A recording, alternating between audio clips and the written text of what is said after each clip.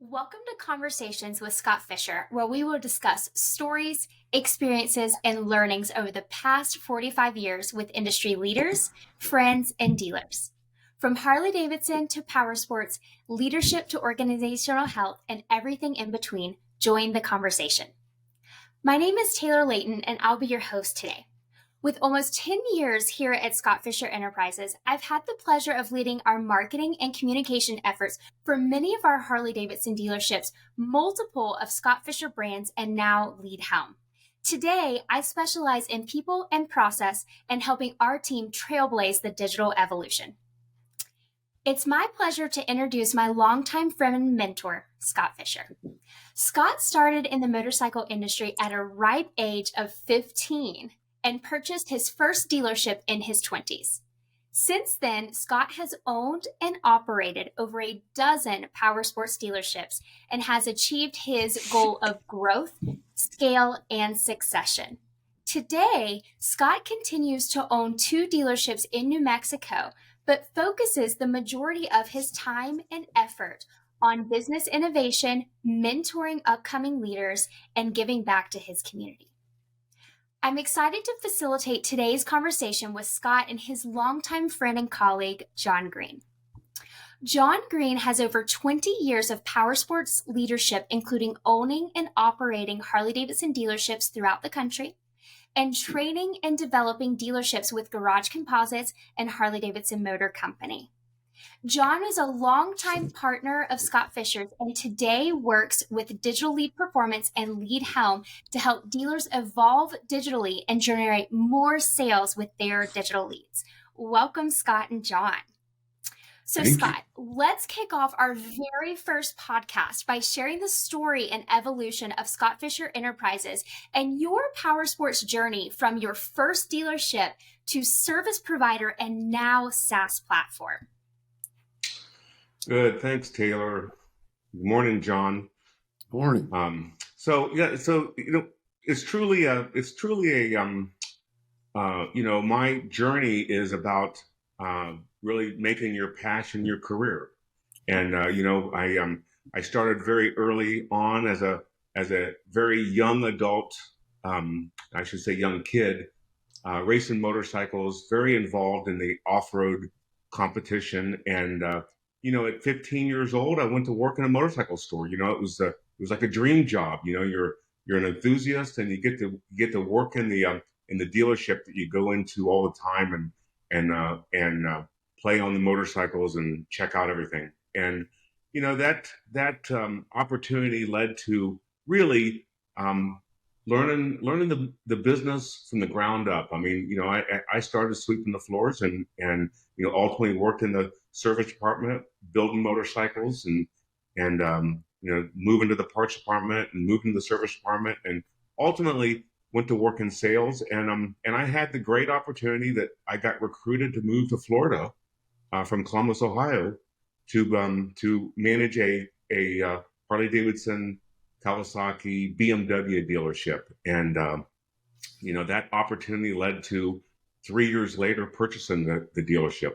And from that point, we continued to build the Harley business and continued to build the water sports business. And we began to reinvest all of our profits back into the facilities and to new businesses. And before long, we built this enterprise with a great structure of staff and dealerships all across the country. And here we are today, and we're talking about all the great memories of being in that business. And it's been a little over 40-year journey. So I'm excited to share that story, to share some of the learnings along the way. And honestly, I think that the power sports business continues to, I think, evolve, and that's why we're here today, is because things are really changing. The market's different. We often say it's gotten tougher, but really it's just evolving. The whole market's evolving. All businesses are evolving. And we've seen a bit of evolution over your last 40 plus years, haven't we, Scott? Yeah, it's been pretty exciting. I mean, we're sitting here today we're sitting here today with a market that seems to be kind of tough again. But we've seen that happen 3 or 4 times over the course of our career. And one thing about the power sports business is that it's a product that I don't know that's ever going to go away. I think that men and women really love the product, and the manufacturers keep evolving. If you look at other manufacturers besides Harley, they keep building very innovative products, and they just keep stimulating the market. And we weather these storms that come through. There's financial markets and stuff. We weather those really well. So it's been a really solid business, and all the people that we've met over the years, all the dealers we've met over the years, you look at how they've prospered in this business. It's just been pretty incredible. Mm. You talked a lot about evolution and this digital evolution, and I want to ask John. John, back in 2016, the focus of Scott Fischer Enterprises started to shift to a digital focus. Tell us what prompted that digital sales focus, and what did you guys do? All right, Taylor. So 2016. We had been exited from the metric business, I think, for probably 7 or 8 years at that point. And so this is just Harley stores. I think it was probably 5 at that time. And the digital piece really started in the Fort Myers store. And, historically, we'd been very, very traditionally set up in the sales management area, right? Sales manager, GSM, floor managers, salespeople, so forth, just traditional structure that way. And I think like a lot of good dealers, we really use the traffic log to manage and drive the sales side of the business, right? So all the data that's in there, all the opportunity, all the coaching pieces that come out of that and so forth. We were very, very true to that process, and that's all going on. That's happening. And I think at the same time, as a lot of good dealers do, we always look for opportunity, and you always keep an eye on what's happening in the market, what's happening in the industry, right? We'd rather try to be on the leading edge of change than chasing it. And so I think one of those opportunity pieces started to present itself, and we start to see more what we'll just call online leads, right? Because that's all we knew how to call them at that point in time. We saw more activity over there. But okay, now we have front door, we have the phone, and now we've got this website activity. Customers express interest through that channel at that point. And so I said, hey, this is great. So Scott and I would ask the questions, the GMs would ask the questions of the sales management team. Hey, what happened with those leads? And we'd kind of go to crickets. At that point, like, well, sometimes you follow up with them, and sometimes it's sales manager, and sometimes it's salespeople, and so you hear that enough, and you're like, okay, we have opportunity sitting there, and we really don't have a process to understand how to handle it. How do we capitalize on that opportunity that's there? And so I think we started to dive in, and we started to say, okay, how many leads do we get? How do we track them? What happens to those? And I think we quickly started to figure out we needed some people dedicated to just that facet of the business, because it continually proved itself to be a great opportunity. So you've got to invest in some process and invest in some people to do that. And as we continue to dig in, we realized that the sales process digitally is different than the in-store sales process. How we go about that, right? You're trying to do things in a digital environment versus physical. How do we create relationships, right? How do we start to influence a customer's journey very early on before they've ever come in the physical dealership? So we're looking at that side of it, and we don't have any data behind it. And then we also understand, if it's a different sales process, then it almost needs a different traffic log. These are different steps, they're different measurements and so forth. So I think it was at that time we really figured out is we really didn't know much about it. And I think our commitment at that time was we need to invest in this side of the business. And we really need to understand it. And the investment, again, is people and training and process understanding and data understanding and tracking and so forth. So that's a long story, but I think again the original motivation to make that move is opportunity, right? Markets evolve, as Scott referenced earlier. Times change, things get easier, things get tougher. But dealers who evolve and continue to stay up with those market changes typically are long-term successful dealers. We were fortunate on that one to see it, and we're really fortunate to be able to invest in the right people and the right process and take advantage of that. So it was quite a learning experience, and it proved very beneficial. So John, one of the things that I want to comment on that we really seen evolve when we went into the digital direction was, as a sales leader, as a company that really focused a lot on the data in sales, the traffic log, and you really you dig into that data from the traffic log, the greets, the write-ups, the sit downs, all the stuff. You're always trying to find ways of growing that. One of the big things that had evolved prior to digital was how focused we were on appointments every day, and how we bring, one of the biggest things that started off the day or end of the day was the appointment board gets filled up. Okay, so the guys work all day long making appointments for tomorrow, and when the appointment board gets filled up, it's going to be a great day tomorrow, because you're going to have the salesmen are going to have really good customers that they're able to work with and get good write-ups. Mm-hmm. And as the market got tough, we saw that appointment board getting tougher and tougher to fill up. And as the digital movement came in at that time, it was amazing how the appointment board began to fill up again, and there was more appointments coming from digital than there was from 10, 12 salespeople on the floor. The digital mm-hmm. department only had 1 or 2 employees in it, but they were filling that appointment board up. So that was one of the things when you really talk about evolving, we were always looking for, how do we get customers in the door? How do we get salespeople to do better follow-up? How do we drive, we have that responsibility, we being the dealers, entrepreneurs or sales managers. It's our responsibility to drive that traffic into our stores, whether we do it through marketing, through prospecting, through innovation. We have to find ways of getting people in the door. And that digital opportunity was far greater than we thought it was, especially when you focused on it. The problem with salespeople is there's someone walking through the door, there's a customer in the service department, there's the hog groups in the store.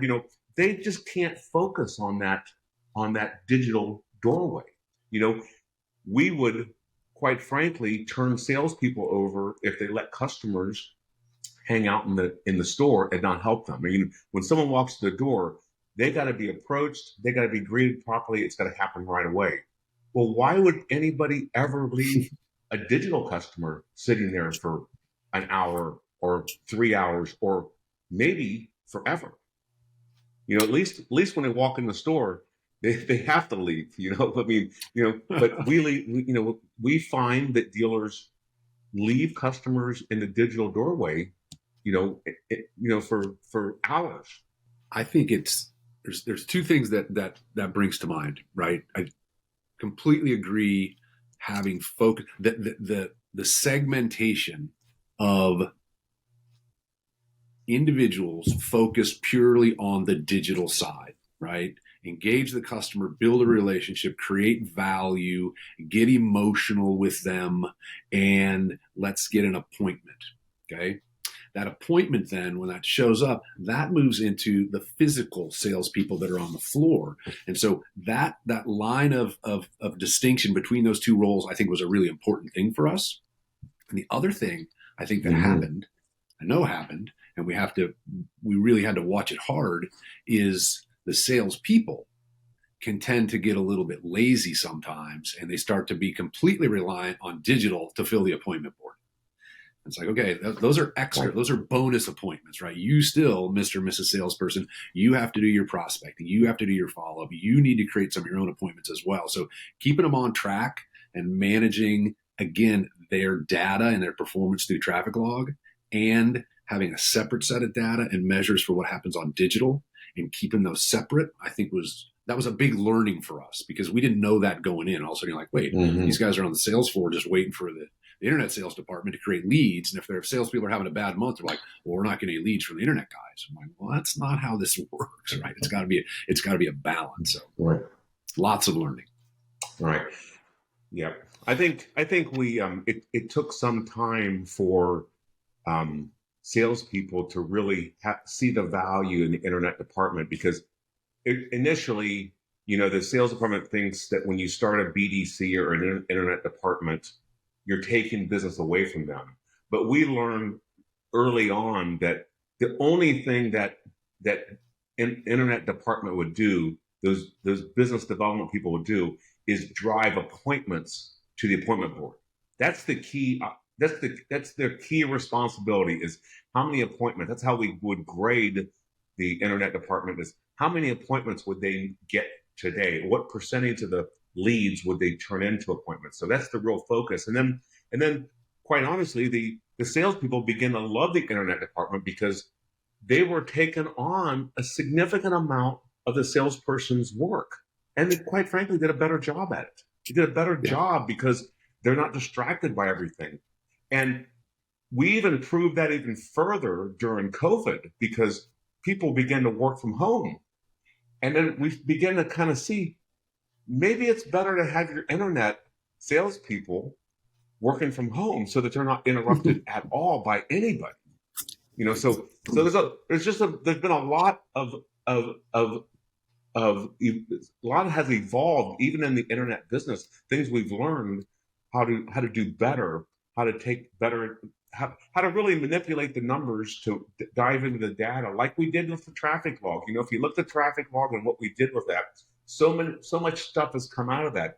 How we track transactions against sales. The whole transaction thought process that we have in 20 Clubs now, it came from really focusing on traffic log, and now we focus on transactions, so we're always using data to drive our business. Yeah, very true. Very true. That's so good. Scott and John, you were just sharing a lot about the impact of that digital investment for these dealerships and for what we've done inside of our organization. And I believe, and correct me if I'm wrong, but I believe that our West Coast dealers were seeing upwards of 50% of their sales coming from digital. That's right. And I think we talked this morning, Taylor, Scott and I did, and it sounds like even right now, for the two stores out west, we're seeing those same kind of numbers. 50% of the business is kind of starting online. Yeah. So here's the thing.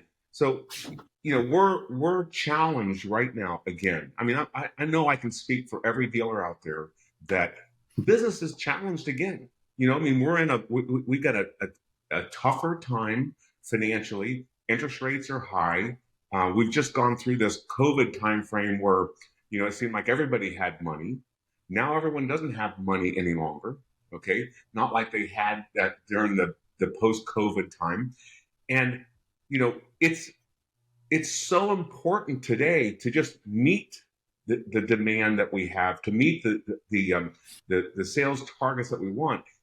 Without digital, it's almost impossible to do, because those customers are all shopping. They're starting their journey.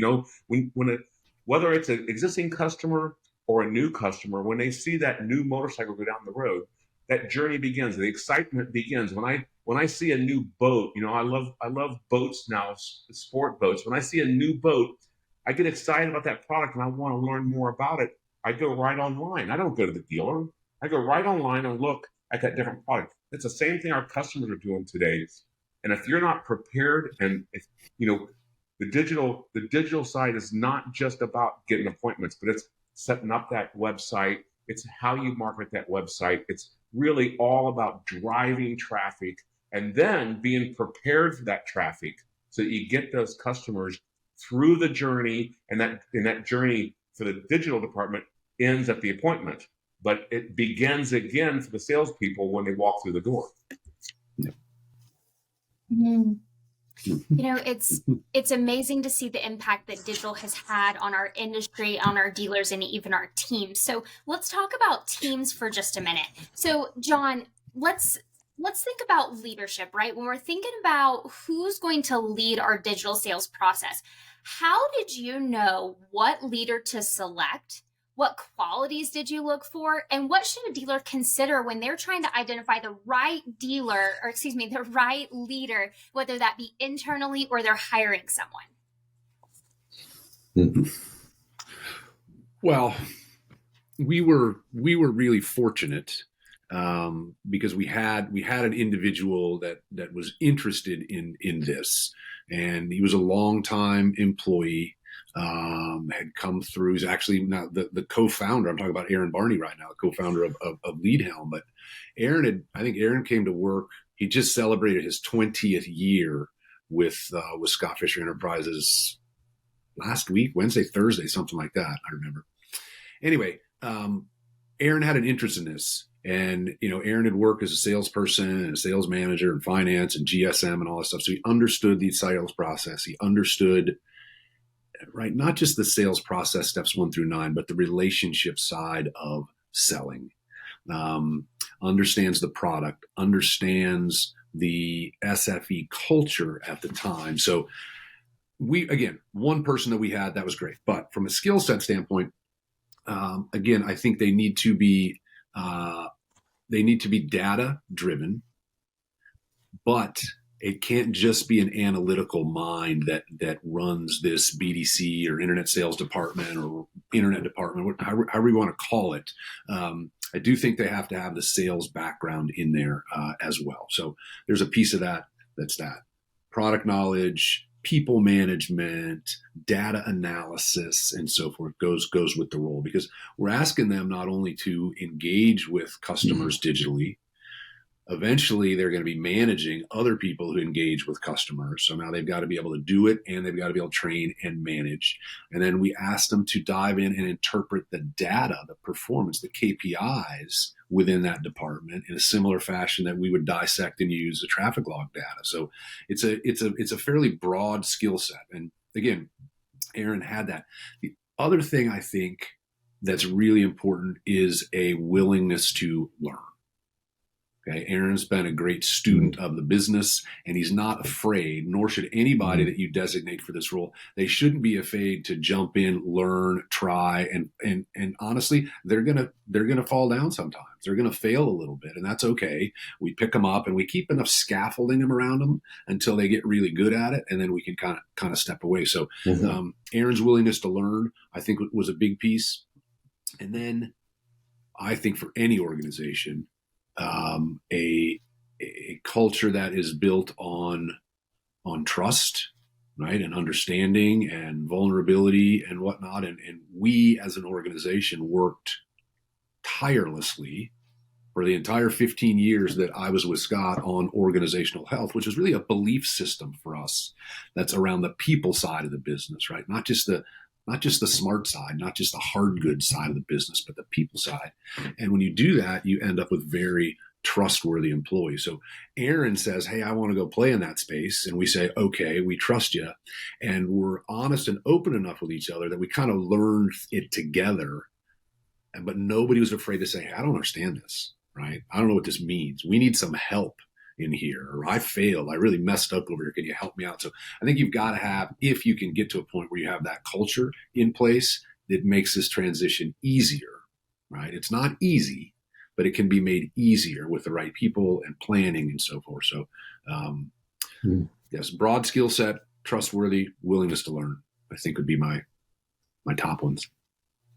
Thanks, John. So, Scott, John referenced organizational health. So, how does finding or identifying the right leader tie in with organizational health and that continued leadership development?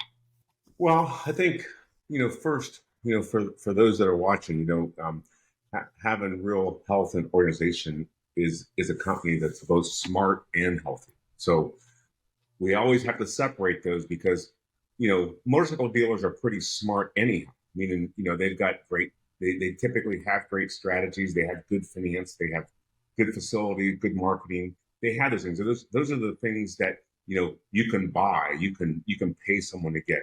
Healthy organizations have minimal politics. They have not much confusion inside the business. They communicate really well. When you ask the question, how does that fit into to an organization? I think digital is a shift. Okay, it's a shift that makes people uncomfortable. It's salespeople and sales managers. They want that door to swing every day, and they want people walking through the door, and the idea of really shifting what they do or focusing on is it's difficult. We see the challenge just in lead helm. We see the challenge with dealers because it's a lot more work. It's a lot additional work, or we're moving part of the work to the digital side, but it's a complete shift. So having people who really believe in the process allows it to develop inside the business, because it's a development process. We kind of think sometimes that we're redeveloping part of the sales process, because we really do need to shift that dealer group to spend as much time focusing on the digital side as they do on the front side. And I think when you find people like Aaron Barney, who are really great students of the business, like John said, they continue to dig in and they sell what they're learning every day. They're selling and coaching their team on, and they're leading them. So it's tough to find people, especially in a leadership role, that really want to share everything they're learning. Great leaders want the best thing about great leaders is great leaders want really great leaders all around them. And when we talk about how does health fit into this? This is again, it's an evolution in our business, and you need great leaders to lead this, because it's where the money's at. At the end of the day, we talk about in the motorcycle business that you got to have a great service department, you have to have a great parts department, you have to have a great accessory department, and I agree with all that, because that's all part of our customer's experience. But if you don't sell motorcycles, it's all over. So having the right people leading this new evolution is so important, and finding those people really is about sharing what your beliefs are. If companies want to lead in a very healthy way, you got to hire people who want that. Some people don't want it. Some people just they want a good job. They want to come in and clock out, and they're okay with that. But others want to be involved in a company that is focused on the experience that their employees and their customers have. Mm. Scott, there's two things that I learned very early in my career that you share with us and have for my entire tenure. Is the first one is always be a student of the business and never be the smartest person in the room. And if so, get a new room. Always surround yourself with those smarter people. And I think that really encompasses a lot of what you're saying there. So thanks, Scott. So let's zoom back out a minute and let's talk about dealers evolving digitally for a moment. So John, why must dealers evolve digitally, and what impact does this have on their bottom line and their future? Ooh. Well, I think if I could kind of reflect on the changes that it made for us in the business, and then we'll say, okay, those changes are going to happen most likely for dealers that decide to make this change. But we saw, I believe, the customer experience in both the digital space and the physical showroom space, both those experiences improved, right? Because we ended up with specific processes and specific people in each of those environments, and allowed us to let those people focus solely on a very narrow piece of the business. So it allowed us to coach them and develop them better. And as a result, they had more clarity, and they were better able to deliver great experiences as a consumer because I don't have them scattered at that point. They're very focused. So we saw that. We see CXI scores go up. We see sales increases that happen. I think we saw employee retention get better because we really could give the training and the development on an individual basis because we're putting the right people in the right seats on the bus and keeping them there and providing the coaching and support that they need. So I think we ended up with a better retention on that piece. So I think all those things are super positive things that can happen. Look, the evolution side to me, this is where customers are going, right? Customers are there. And my belief is for dealers to continue to stay out front and continue to be not only competitive, but really leaders in the industry. We have to meet the customers where the customers want to be met. And right now, 90% of them start their journey online. That's where they want to be met. So we got to figure out how to meet them and be really, really good in that space because that's where they're starting. And if you're not good in that space, they're not only sending out leads to your website. I guarantee you that. Customers are sending out leads and they're visiting other dealers' websites. So whoever gets to that customer first starts to create and influence that journey the best and stays with that customer the longest, they will win that business. And we all need that business right now. So I think it's I don't want to say evolve or perish, but if we're not making a move into the digital space really aggressively and putting an investment there in people and process and technology, I do think dealers are at risk of being left behind on some of that business. There's those things. It's a bit of a natural progression, right? We look back historically, and Scott, I would think when you were in Columbus there at the dealership, 15, 16 years old, the concept of social media and CRM systems and that stuff was something that nobody even knew of at that point, right? Yellow Pages ads, if you did anything, that was your advertising. And if people came in, we had traffic. And if they didn't, we didn't have traffic. That's about all we logged. And now we look at sophistication of CRM tools, right? We went from no traffic log to paper one to CRMs. We went from Yellow Pages to radio to social media. And I think a lot of dealers, probably us included, went begrudgingly down that path a little bit because, one, it's change. People don't like change. Change scares people. It scares people because you're going to lose. Anytime there's change, there's loss. That's a complete different discussion for a different time. But I think alignment of why were you, as a dealer, to make this move, sharing your thoughts and your commitment with your team about how to make that move, full disclosure about why and the opportunities are there and the risks that are also there. I think that helps a lot. But I think we have to do it as dealers. The manufacturers are already doing it. The manufacturers are outpacing a lot of dealers in the digital space. And I don't know that the OEMs want to do that necessarily, but I think they feel they have to because a lot of the dealers aren't making that move fast enough. So lots in there. Huge opportunity, I think, for profitability. I think for customer experience. I think for employee experience and retention go in there. And obviously, there's more business to be had, and profitability and longevity are tied to the ability to make this move right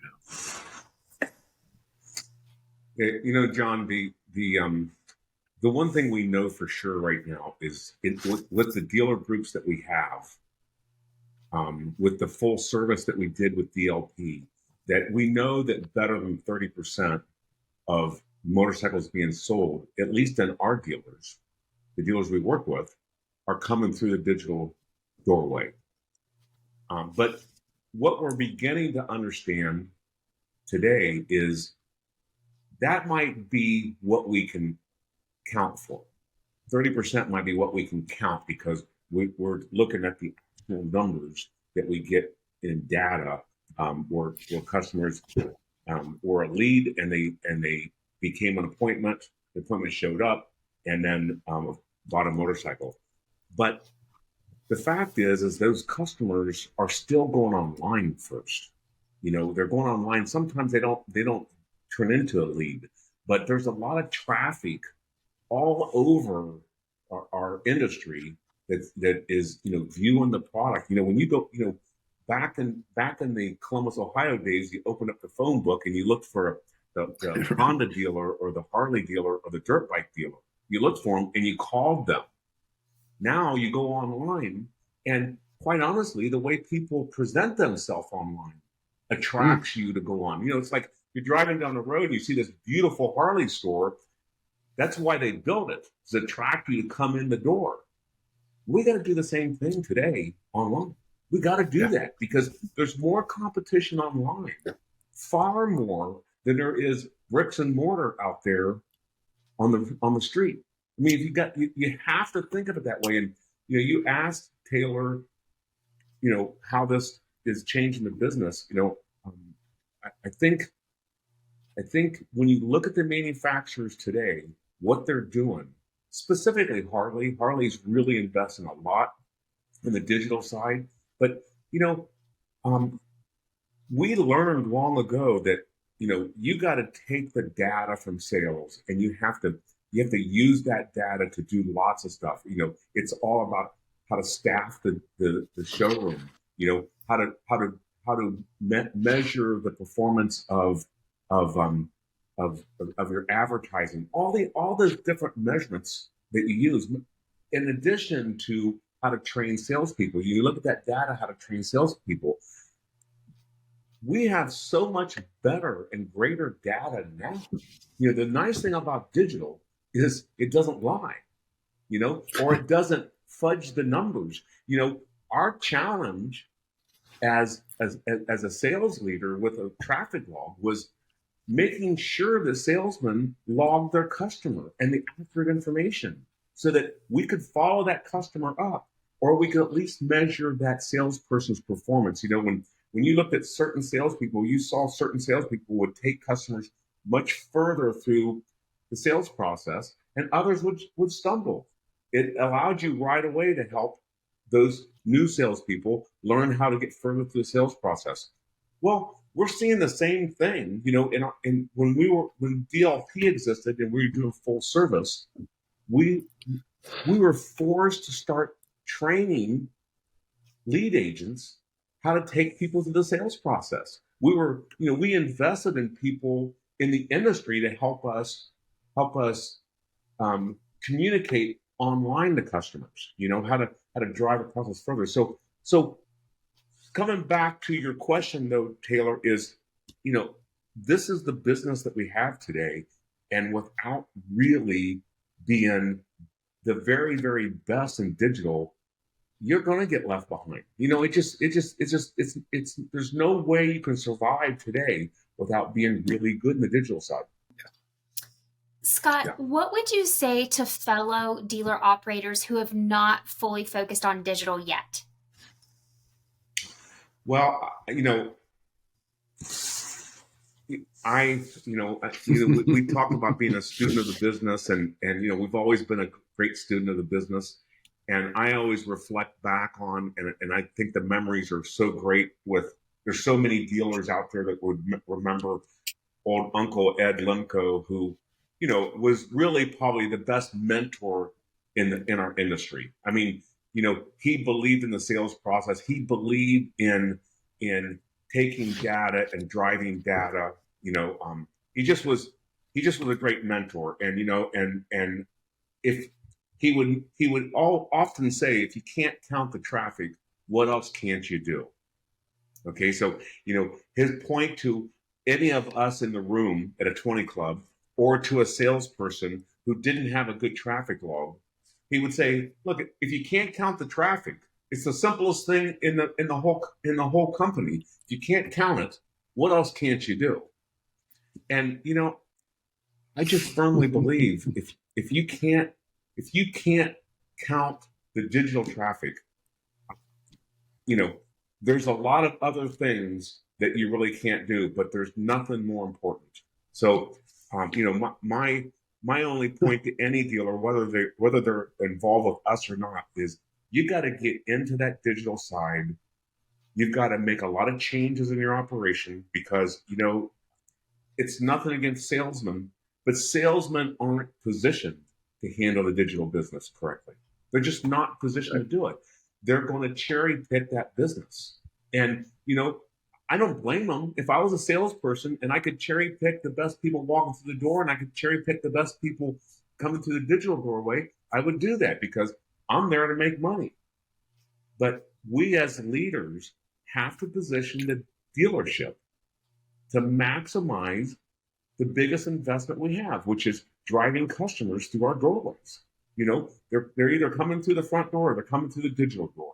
We spend a lot of money to get them to come through both. So you better pay attention to it. Good point, Scott. And I bet everybody got a bit of a chuckle there with the Uncle Edlin pip. So thank you, Scott. So John, as we start to wind up our podcast today, you host free educational webinars every single month.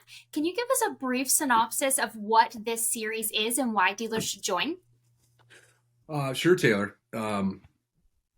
So we do these in conjunction with Leadhelm, and it's we've done several. I think we've got the third one coming up this month. I can tell you about in a second, but it's really all about it's very focused on the digital sales process, right? As we said earlier, digital sales process is different than in-store sales process. So what does it look like? What are the steps and the phases of that? What are the KPIs that need to be looked at inside the digital space right now? Because again, they're different than the KPIs that come out of the physical store traffic log. We have to have a digital traffic log. What does that look like, right? What percentage of our business should be coming out of digital? What percentage of my website traffic should become a lead? Of those leads, how many should be set and kept and delivered? How do we transfer information and trust between the digital and the physical space? How do we prepare to be retail ready when the appointment shows up that was actually created from a relationship standpoint in the digital space? So that's where we've gone with them the last several. The one that's this week, it's Wednesday, the 26th. So you can go to leadhelm.com and you can see all about it. But this one, we're taking a different view. And so Scott mentioned DLP, which was a full service lead follow-up business that kind of was the genesis of why Leadhelm exists. But anyway, during that time, the DLP lead agents handled well over 1 million leads, right? 1 million leads. And I don't know what the number was, 1.2, 1.3, a lot of leads. And so what we're doing with this Wednesday webinar is a look at the customer journey through the customer's eyes. Right. So our interaction with all those million leads, what frustrates them? What slows down the process? Where do they kind of check out? Or what are their pain points through their eyes, not just through the dealer's eyes? So we're going to share those pieces, and then we'll have a little bit of best practice on how do we avoid those. Okay. So not just avoid it, but address those pain points. Those become really wins for the customer. We handle it right. It changes their perspective altogether because again, whoever gets there first, whoever does there the best, and whoever stays the longest eventually wins the appointment. So let's learn what frustrates a customer so we can win more of those appointments. So it's Aaron. Actually, Aaron Barney and I will do this one on Wednesday. So it should be a good one. Hope you can join. That's great, John. Thank you. Scott, John, thank you so much for your time today. It was a pleasure to get this first podcast off. So be sure to join Leadhelm's free educational webinars by clicking the link below. We do one per month. John leads them. We've got Aaron Barney, other industry leaders inside of these. So be sure to get signed up for these every single month. And also be sure to subscribe to our monthly podcast and tune into all the conversations with Scott Fischer. And be sure to share this one with a friend in the industry. We'd love to hear from you. Share your feedback, your biggest takeaway, or what you learned from evolving digitally in your dealership in the comments below. We'll see you guys next time.